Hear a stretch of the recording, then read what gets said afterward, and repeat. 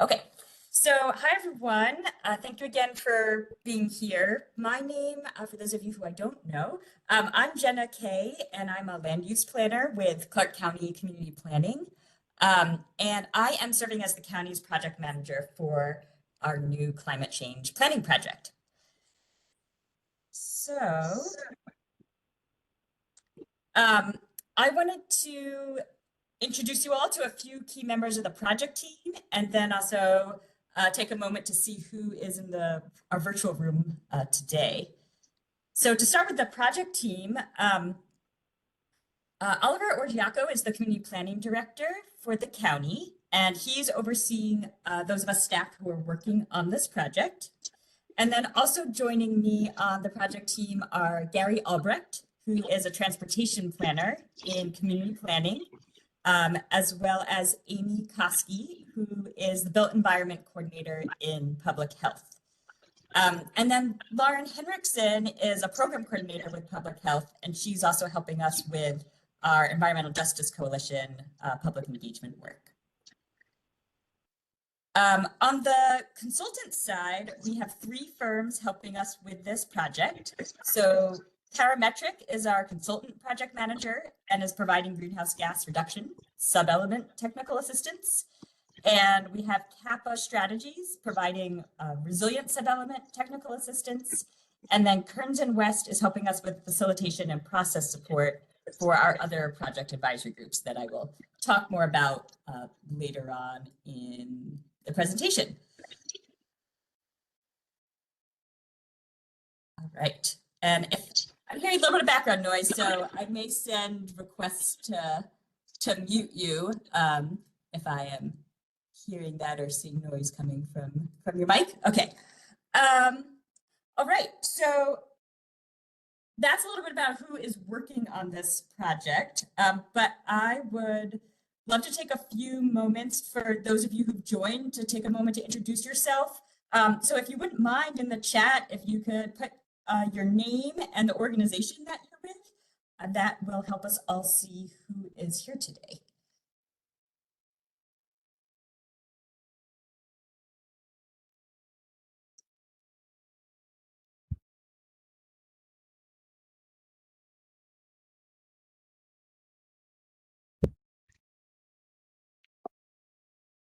Okay. Thank you all for doing that, starting to see them come through. I think what you may notice is we have people from a really wide range of organizations who we've invited into this group. So we have folks from most county departments, the cities in the county. We have folks with the fire districts, the hospitals, ports, several regional agencies serving Southwest Washington. We've got school districts, several state agencies, and then also our utility and various service providers serving the county. So I think my email list, I'm over 80 people right now are on it. So we are just very grateful for all of your willingness to participate and help support this project as we move forward. So thank you all so much, and thank you for putting all of that in the chat. Glad you're all here today. Okay, so let me look at my notes where I'm going next. Okay, I'm going to go to the next slide. And the Department of Commerce is funding our climate work, and they require that we share that the funding for this project is coming through the Climate Commitment Act. So we have shared that. All right, so our plan for the rest of the meeting is to provide some background information about the project. I'd like to review the project schedule with you all, and then spend a few minutes providing instructions on how to share feedback on hazards and assets in unincorporated Clark County. I think my content's probably only going to take 20-25 minutes total, and I've built in some breaks for questions along the way. So if you have a question, feel free to put it in the chat, or you can raise your virtual hand. And when I get to those pauses for questions, I will look to see I will look at the chat and look for hands at those times.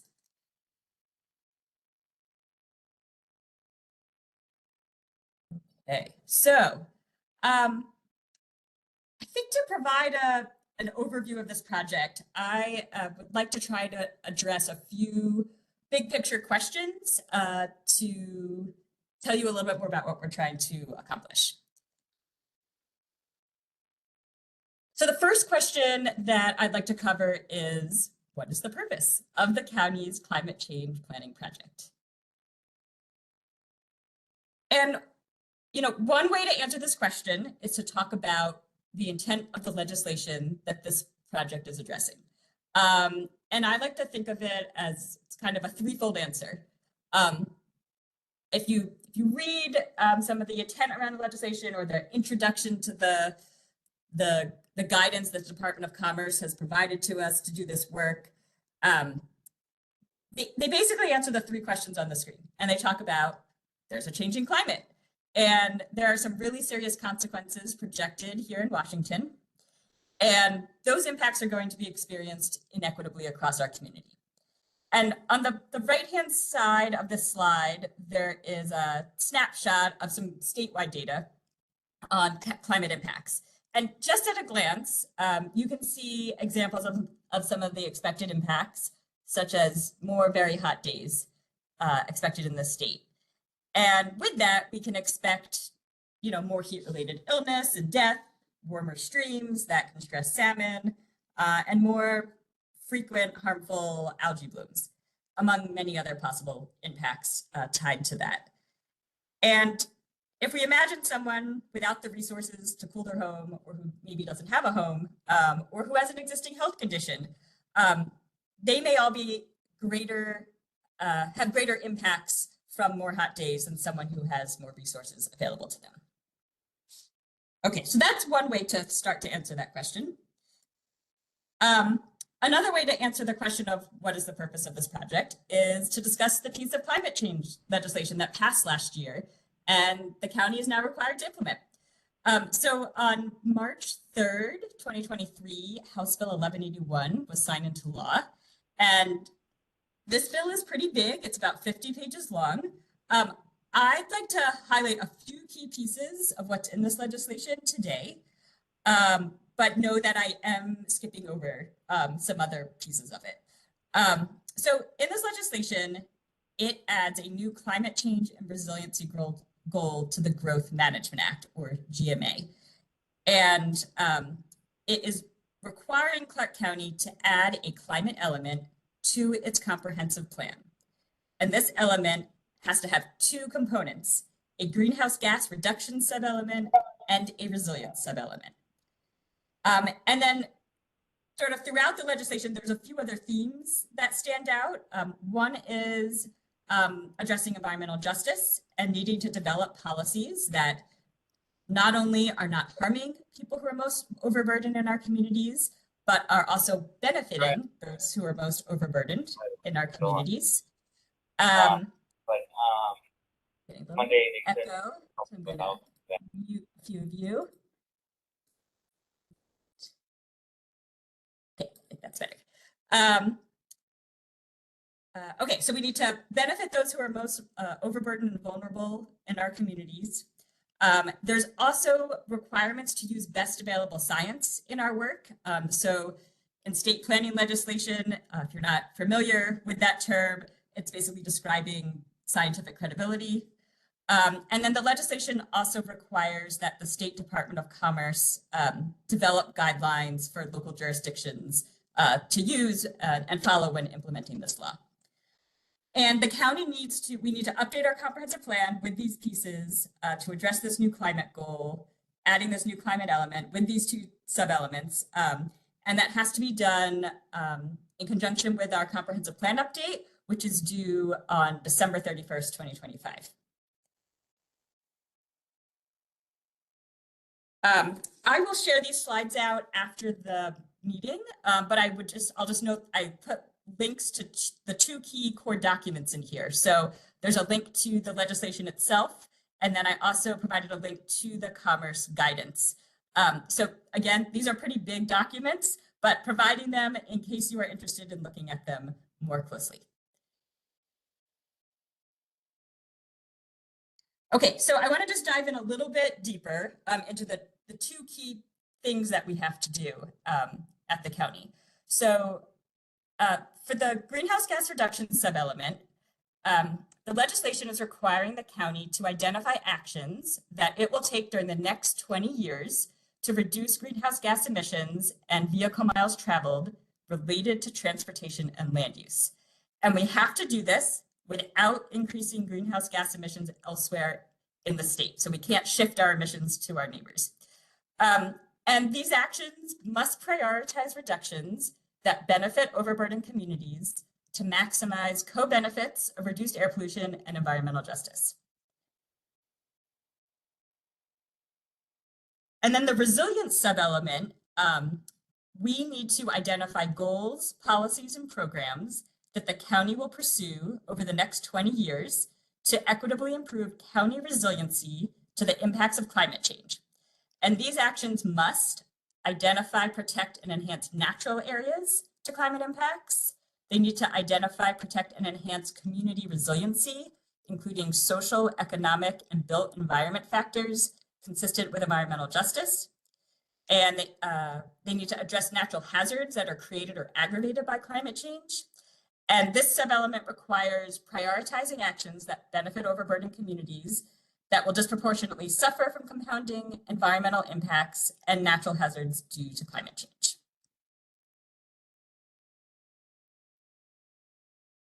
Okay, another way to answer the question, what is the purpose of this project, is to think about where it does and doesn't apply. So for the county, our project is all about planning for the unincorporated county. So on the slide, we're showing that in blue. As you know, that's going to span both our rural area and the unincorporated urban area in the county. All of the cities in the county have their own climate change planning mandates under the same law, and we're all on the same timeline. So there's a lot of parallel climate change planning work that's going on and will be going on for the next almost 2 years in all of the jurisdictions in Clark County. But for us at the county, we only have planning jurisdiction in the unincorporated area.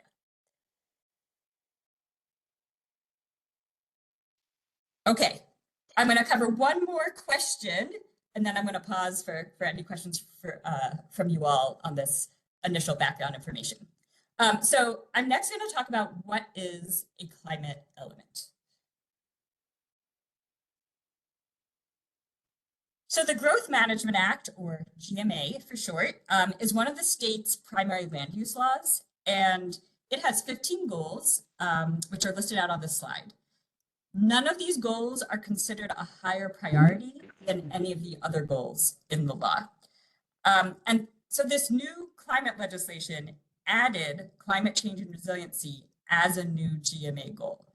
And so under this new goal, comprehensive plans, development regulations, and regional plans must support state greenhouse gas emissions reduction goals and per capita vehicle mile traveled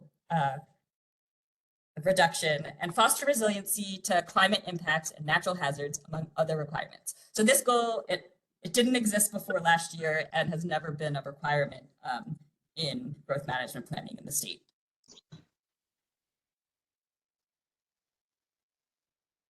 And then, as you may know, comprehensive growth management plans, or you'll hear us refer to them as comprehensive plans or the comp plan. This is one of our tools as a local government. It's one of the primary tools we have to implement the Growth Management Act. And these comprehensive plans are long-range policy guides for how our jurisdiction plans to manage population growth and development over a 20-year timeframe. And the plan creates a vision for the next 20 years, and it has a framework to guide county decisions that relate to the topics like those listed on the slide. So it addresses land use and housing and capital facilities and so forth. And the county were required by state law to periodically review our comprehensive plan in its entirety, and if needed, we need to revise it. And these periodic reviews, they focus on addressing changes in state law, any changes in land use designation if they're needed, accommodating the most recent population and employment growth projections, as well as housing projections. And so right now at the county, we are in the middle of going through one of these periodic reviews. And our next comp plan will cover the 20-year timeframe of 2025 to 2045. And so this new climate work is getting folded into this comprehensive plan update. So when we talk about planning for actions we're going to take over the next 20 years, we're talking about planning for things we'll do before 2045. So this slide, it lists out all of the elements in Clark County's comprehensive plan. And the Growth Management Act, it has mandatory elements, and then there are optional elements that jurisdictions can add in. So for us at the county, land use, housing, capital facilities, utilities, rural, transportation, economic development, and parks and recreation are all mandatory elements that have to be in our comprehensive plan, but we also do have optional ones. So we have like a schools chapter and a historic chapter as examples of some of the optional elements in our comprehensive plan. So House Bill 1181 added climate as a new mandatory element in this document. And let's see, the county's comprehensive plan, ours is organized so that each element has its own chapter. So when I'm talking about we have to add a climate element to our comprehensive plan, what I'm basically saying is we need to add a chapter in our comprehensive plan that addresses climate and resiliency. And what that means is a chapter in this document, it's going to have some background information, and then it's going to have a list of goals and policies for the county to implement over the 20-year planning period. Okay, so I just talked straight for quite a while, so I am going to pause and see if there are any questions so far. So please feel free to raise your virtual hand. I'll look at the chat. You can put questions in the chat as well, if you have any.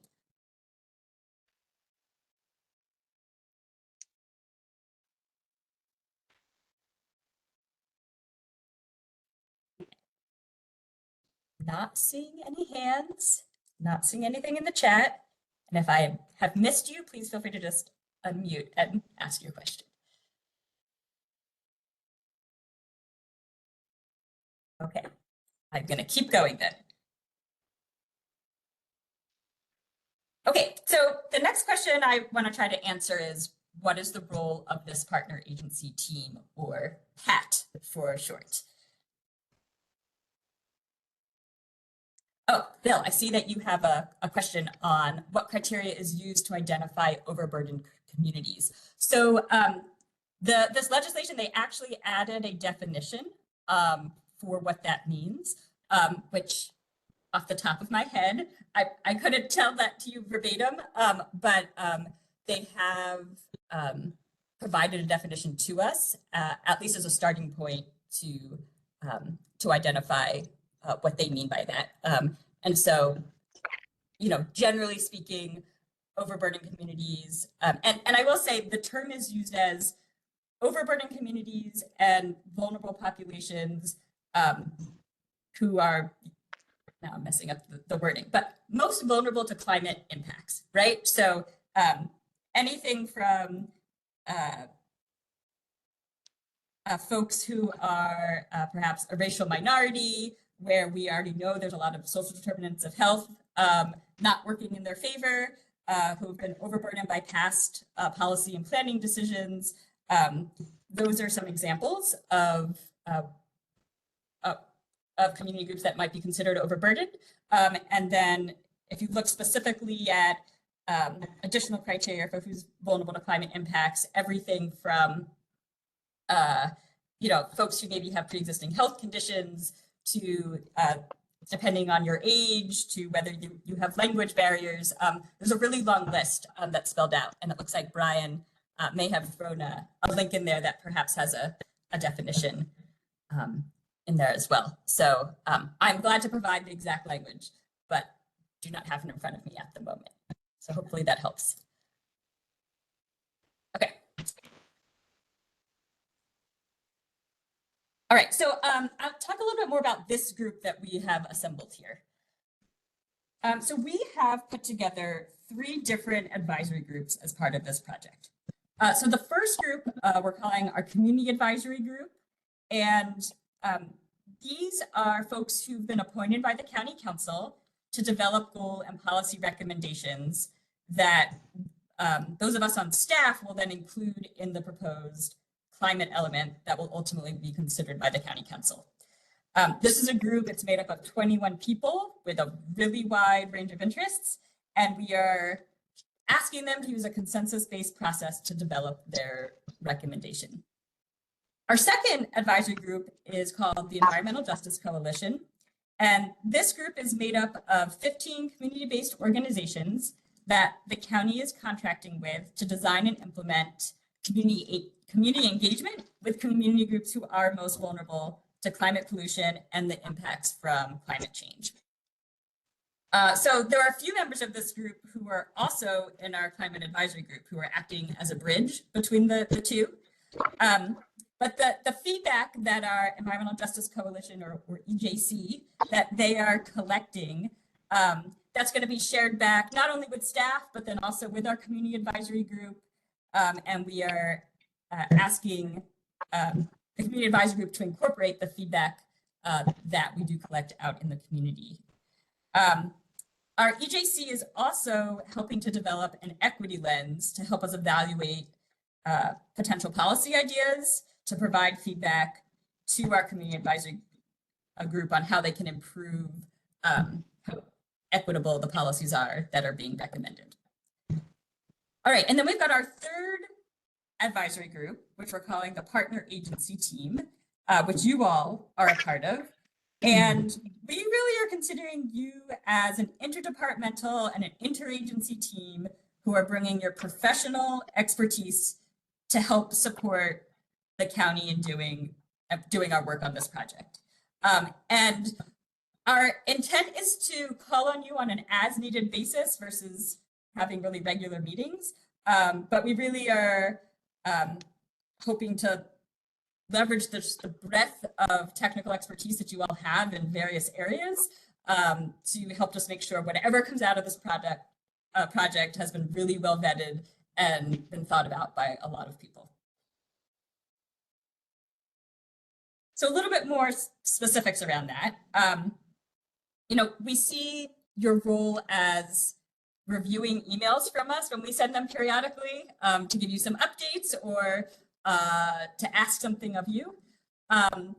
We may have questions for you. We may have questions that apply to all of you, or we may have a question very specific to whatever it is that you do that we may send you a note about. So we'll have some questions, and then some of you have data that we may need as part of this project. So for instance, we are starting our work on a greenhouse gas inventory, and some of you I've already reached out to because you have some data that is really helpful for us to be able to do that piece of work. And then at a certain point in this project, we will have some draft policies. And once we get there, we are really hoping that this group can review those policies and provide feedback on them and really help us vet them, give us feedback on how feasible they are, if there are additional opportunities that you see, that could strengthen a policy, or to call out, major barriers on what might make them really hard to implement. So I think that's probably while we really value you answering our questions and helping us with data, I think this is kind of the key piece, I think, that is going to be really, really helpful for us moving forward, is really helping us vet possible policy options. And then there may be instances where something has come up in talking with our other advisory groups, and we feel like your expertise would be really helpful at a meeting to answer questions or share some additional information. So if that happens, we would reach out to you individually to invite you to another meeting. we are not sure if this is going to be needed or not, but just wanted to give you a heads up that there's a possibility that this could happen. But again, we'll wait to see what the conversations are with our community members in these groups to see if that additional support is needed. Oh, and then the one other thing I wanted to mention that I didn't put on the slide is that, you know, a lot of you may end up helping to implement policies that come out of this work. And so, you know, we also wanted to include you from the beginning because we feel like it should help with the implementation that will follow for whatever is adopted. So while we're not expecting adoption until late in 2025, we hope you are, as you sort of start to see draft policies come through and things like that, that you start to think about how you might be involved in implementing some of these ideas starting in 2026.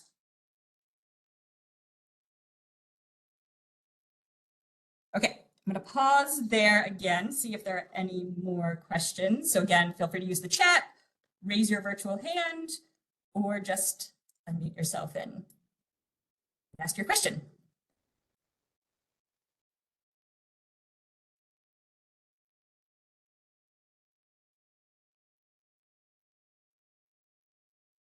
Okay, not seeing, oh, Marnie, go ahead. Hi, thank you, Jenna. I have a really basic question as a non-planning person. Yes, go for it. And that is, since the current comp plan, you know, goes through 2035 and the period covered by the plan you're updating now will begin 2025. How is that typically managed? Those overlap in years. So if there are some really like novel ideas, but that would require that are, you know, very in line, like really help to implement a climate adaptive set of measures, but that would require, you know, capital investments. How does that work between those two? Which one takes primacy, I guess? Yeah, so once we have an updated plan, the old plan, it replaces the old plan. So we create comp plans that plan for 20 years, but we update it every 10 years, if that makes sense. So we basically keep revising the same plan. And so this is our first attempt at coming up with 20-year policies related to climate, but we would expect to be revisiting them for a 2035 update. Does that make sense? Okay, awesome. It does. Okay, I will keep going, but if you all think of any other questions, there will be more time to ask them later on. Okay, so next I was gonna just give you a quick overview of our project schedule. While we have spent, gosh, it's been almost 8 months just to get this project started, we really are just starting the actual, you know, substantive project work. So on this slide across the top here, I've got a very rough timeline starting from now, moving forward to the end of the project in 2025. And I'm just going to talk through it. So for the resiliency subelement, right now, we are, you know, starting our initial background research and analysis work. So we are just starting to explore climate impacts specific to Clark County. We'll go through a series of steps. We are following basically the NOAA, National Oceanic and Atmospheric Administration. They have an approach to resiliency that's our general guideline. We're following the steps in that approach to better understand climate impacts. We'll eventually, by the summer, get to a point where we will prioritize which climate hazards to focus on for our policy development. And then we'll also work with our community advisory groups to identify some criteria to help us evaluate possible policy options. But our goal is to get to a draft list of goals and policies by this summer related to resilience. Once we have that, those of us on staff, we are then going to take that list from our community advisory group and we're going to reformat it so it becomes part of our new climate chapter in the comp plan. And then it will get folded into the adoption process for our comp plan update. So in 2025, this will be a piece of our new climate chapter. It will be considered by the county council along with all the other updates in our updated comp plan. Now for the greenhouse gas reduction sub-element, right now what we're doing is also our really like baseline research and analysis work. So we are working on a greenhouse gas inventory right now. So we have a consultant team working on that. We expect to have the inventory complete by this summer, at which point we would then be sharing back that information and starting to identify priorities and for each sector in our inventory, our priorities for our policy development. We'll also need to identify some targets for every 5 years over the next 20 years for greenhouse gas reduction targets. And we also will work with our community advisory group on setting some criteria to help us evaluate possible policy options. We expect to get to developing goals and policies really starting in the fall, at really the latter part of this year. Then by early 2025, that's when we on staff would take whatever comes out of being recommended. We'll get that formatted to fit into fill out the rest of our climate element chapter, and it'll get folded into the adoption process. So that's the high level plan. In terms of where I see you all really helping us, I think this spring, it's going to be, as we're just getting started, we'll reach out to you if you have some data that we think would be helpful for us, and or like the survey, which I'll talk about more in a moment, that I sent out last week. We're just sort of seeing some opportunities where it seems like it would be helpful to get a wider audience to just double check we're not missing anything. So we might do that a couple more times. Well, like, hey, will you look at this? Are you noticing anything missing or anything that doesn't make sense for here in Clark County? So that's the kind of feedback that we'll be looking for from you all this spring. And then as we get into the goal and policy development, I think once we get some possible options far enough along, that's where we're gonna want to pull you all in and say, hey, can you look at these please? And can you help us, again, tell us how feasible these seem? What barriers are you noticing? Are there other opportunities that maybe the average person wouldn't know about, but you do because you work in this very specific area? And really help us vet those and help make them, really better set up for implementation down the road. So that's really where a lot of your help's going to be good. And then, after that, once we get into the adoption process, you are welcome to participate, but we, at this point, haven't identified a specific role for you there. We are really calling on you to help us get to the draft that we will then bring through the adoption process. Okay, so let's see. I think I saw some questions in the chat, so I'm gonna look at those. Okay, Brian, you were asking about industries including in the inventory. I don't know. Well, I'm trying to think. So it's being set up by sector. So and let's see what I can remember. So we're going to look at, like the building sector. We're going to look at the energy sector, transportation sector, waste management. I'm sure I'm missing some things. Those are the big ones that are coming to me, but we're following one of the standard protocols. Specific industries will likely show up in those different sectors, right? So they're either going to show up because of their energy usage, or if they use off-road equipment, they're going to show up that way. So it's not necessarily by specific industry, but by these sort of larger sector groups. Okay, so sounds like that makes sense to you. And I can, again, I'm doing that off the top of my head, so I could look at that list and give you a more thorough response offline as well.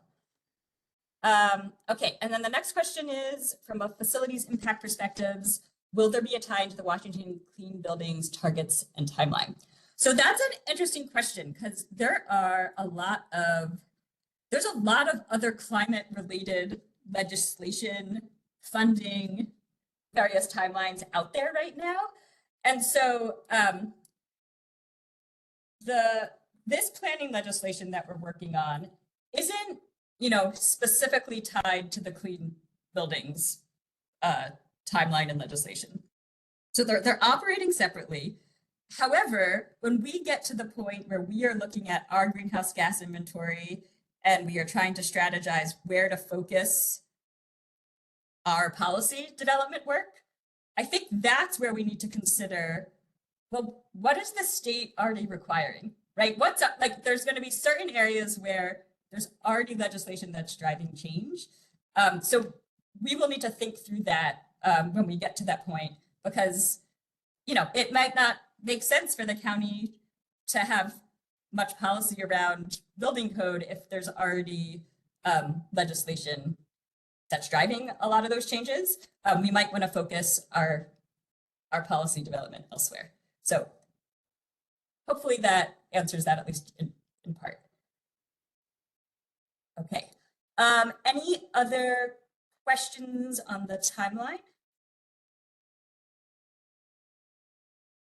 Okay. I'm going to keep going then. So I was going to shift now to talk about the email that I sent out last week that had a link to a survey on hazards and assets.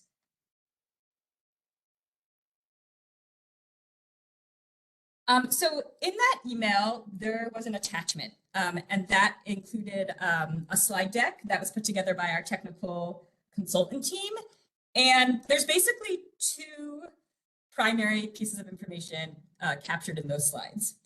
The first is some hazards data for Clark County that is under a business as usual scenario, where nothing changes in terms of our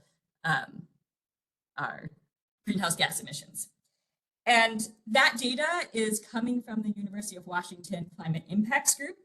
And the Department of Commerce is requiring us to use that as our essentially starting data source to consider hazards in the county. So there are several maps and some summary level data on that in that slide deck. Then there's also an assets list in there. And it's a fairly general list of community assets, and it's asset themes that, again, are coming from our the Department of Commerce Climate Element Guidance.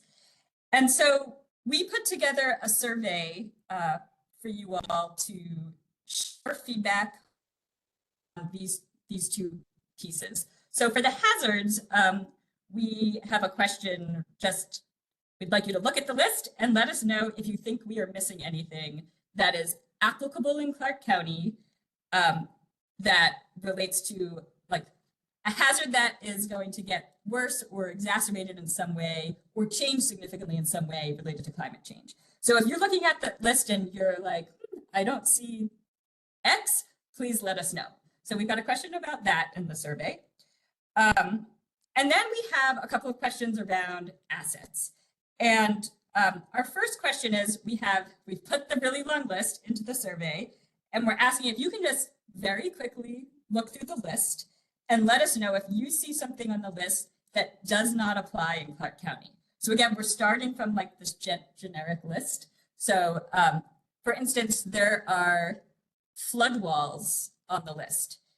If that's an area of your expertise and you know there are no flood walls in Clark County, please let us know that. So really, and this is just look through, if something doesn't make sense, check it off to let us know. And then we have another question on any additional assets that you recommend we add to the list because you're not seeing them. So again, just skim through. If you're like, well, what about this? Please share with us. Asking your feedback now is our next step in our resilience work is to then start pairing hazards and assets. So we're going to be looking at, let's say, the hazard flooding. What happens when flooding meets the asset commercial farms? So we're going to go through and start pairing hazards and assets to see which ones make sense paired together. And because there'll be some assets, you know, that aren't impacted by certain hazards and so forth. So that's our next step. So we're trying to start from a really comprehensive list and are just requesting, again, if you can take a few minutes to look at the survey, share what you know, that'll just help us start from a more thorough starting point. Let's see. I also would acknowledge you all have a really wide range of areas of expertise. So again, please feel free to just skip over things if you don't know anything about them, they're not applicable to your work, totally fine. You can just hone in on the things that seem relevant to what you do know about. And let's see. So, and with that, again, I think the survey should only take a few minutes to complete, and we are asking for your feedback by 5 p.m. next Thursday, which is March 21st.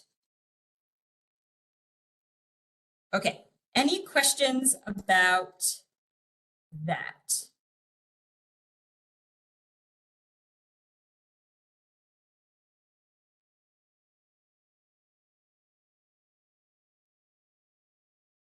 Okay, keep going. All right, so I'm almost done with my content, so I'm just going to wrap up with some next steps. Okay, so if of interest, please take a look at those slides that were attached to my email from last week. Feel free to look at the data for Clark County. I guess we didn't explicitly write this in the survey, but if you notice something in the data that doesn't make sense to you for Clark County, that would also be helpful to know. So please feel free to send me a note if you something isn't lining up for you. A lot of the data, you know, is like regional, statewide data sets. So sometimes they don't always scale in a way that completely makes sense. Okay, so provide your survey feedback by March 21st. Otherwise, you know, in the next couple months, we may be in touch again with another request. So just keep a lookout for emails from myself. And then for those of you who I have reached out to already requesting greenhouse gas inventory data, we are requesting that you provide that to us by the end of the month. And thank you for those who've already done that. And then otherwise, I have also separately reached out to those of you who work in the education field. We are trying to make sure youth voices are incorporated into this project. So if you haven't scheduled a time to meet with me yet to discuss youth engagement opportunities and that is of interest to you, please, I sent you all an email on March 11th. Please feel free you want to talk about that. All right, so that is what I have. I'll just put my last slide up. That is my contact information if you don't have it already. And then we do have a project webpage up on the county website. If you are interested in receiving all notifications related to this project, you can go to our project page and there's a button you can click on to sign up for those notifications. And then you'll be alerted about every advisory group's meetings, any public engagement events we're doing, and so forth. You know, you all do not need to participate in those other activities. You're welcome to as members of the public, but if you want those updates, you can sign up for them. But otherwise, I will write to you all directly when we have an ask of you for anything as we work through the project. Okay, so now is the last call for any questions that you have right now.